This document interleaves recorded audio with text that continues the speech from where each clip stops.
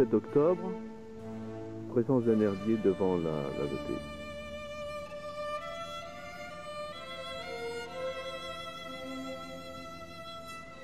Herbier complet qui recouvre le sol entièrement, il est légèrement sablo-vaseux.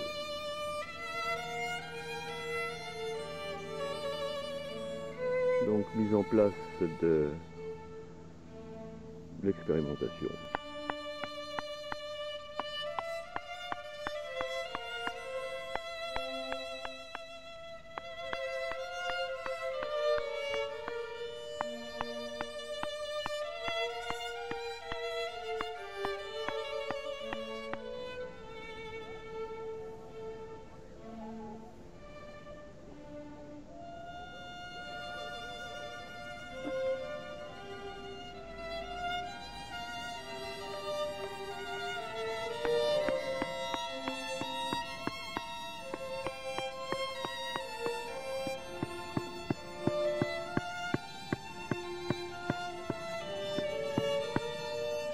Toujours le 7 octobre après l'implantation des deux zones, une avec protection de filet, l'autre sans protection de filet.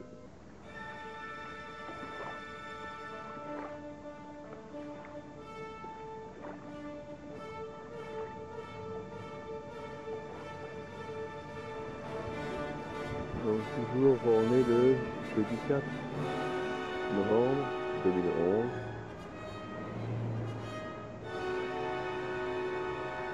Les grues pour les bernaches.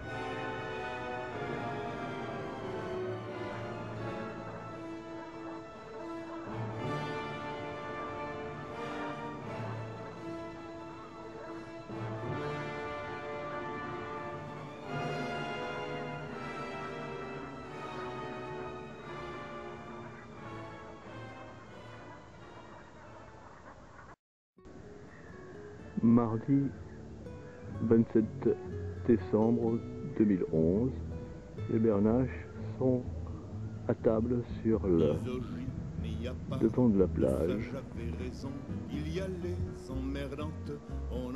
On va se rapprocher pour voir l'état de l'herbier. Nous sommes donc un petit peu plus près, à côté de l'Esteille, à l'endroit où sont implantés les deux carrés expérimentaux. Elles fonctionnent en toute impunité. Ce sont des oiseaux qui se sont bien acclimatés au fait qu'on ne les chasse pas. Puisque je suis à une trentaine de mètres à peine et qu'elles continuent à brouter les zoostères naines qui se présentent ici. On peut même les approcher à une vingtaine de mètres. Je les dérange effectivement un petit peu de leur lieu de pacage. Voici le lieu de pacage, on va s'approcher. L'herbier est relativement conséquent, hein, on voit, mais il est moins étendu.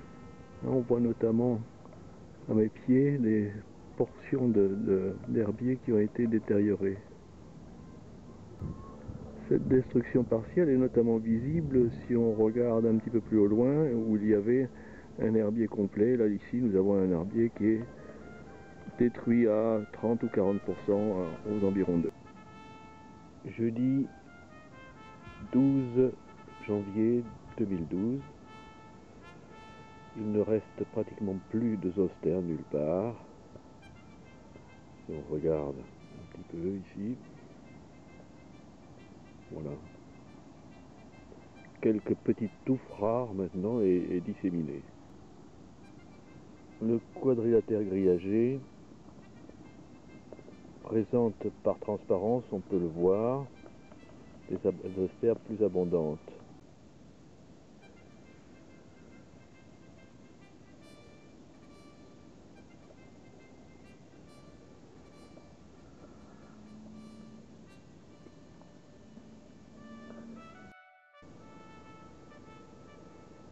« 12 janvier 2012, après avoir soulevé une partie du grillage, on constate que les zoostères sont préservés. Si on compare avec la voisine sans grillage, Celle qui est sans grillage présente un taux de zoster nettement moins élevé, tout à fait caractéristique. Vendredi 13 janvier 2012, donc ouverture du grillage pour regarder l'expérience, les résultats. Voici le grillage qui a été séparé de ses attaches, et voici le résultat. Je crois qu'il n'y a pas de doute possible quant à la différence entre les deux carrés identiques au départ. Voici maintenant à côté l'autre carré qui est dépourvu de zoster. La seule différence était effectivement la présence d'un grillage, et on voit très nettement que les zosters ici sont beaucoup plus abondantes que dans le cas où il n'y avait pas de grillage. On va laisser maintenant ouvert cette expérience et voir si effectivement il y a une disparition des zosters à la suite de l'ouverture. On constate également que tout autour il n'y a plus de zosters, ou très peu, des filaments disparates, et curieusement on voit des zones de fouissage. Je vais mettre un plan sur ces zones de fouissage, cavité, qui laisse à penser qu'il y a un prélèvement également des rives. Les ombres portées montrent très bien ces zones de fouissage. Si on regarde bien, on a des empreintes de ces bernaches qui sont venus visiter le site où il reste encore quelques zosters à monter. Dimanche 15 janvier, à marée basse, voici le quadrilatère expérimental. Il reste encore quelques zosters, mais beaucoup moins, en relation probablement avec un broutage matinal.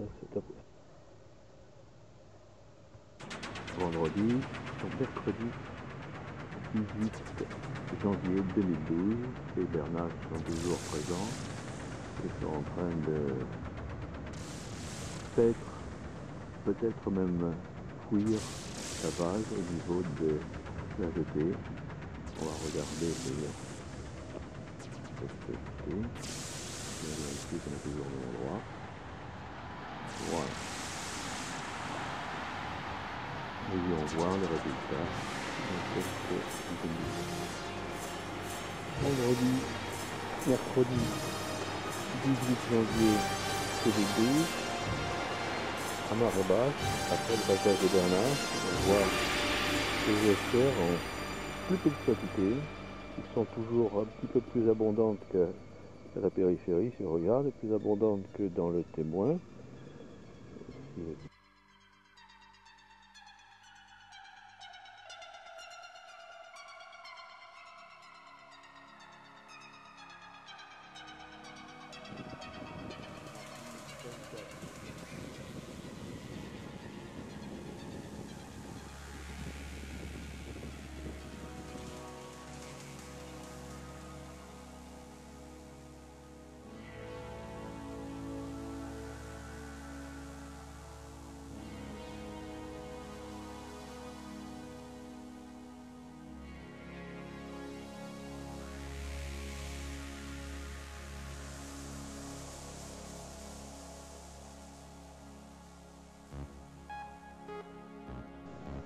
Toujours le 7 octobre après l'implantation des deux zones, une avec protection de filet, l'autre sans protection de filet.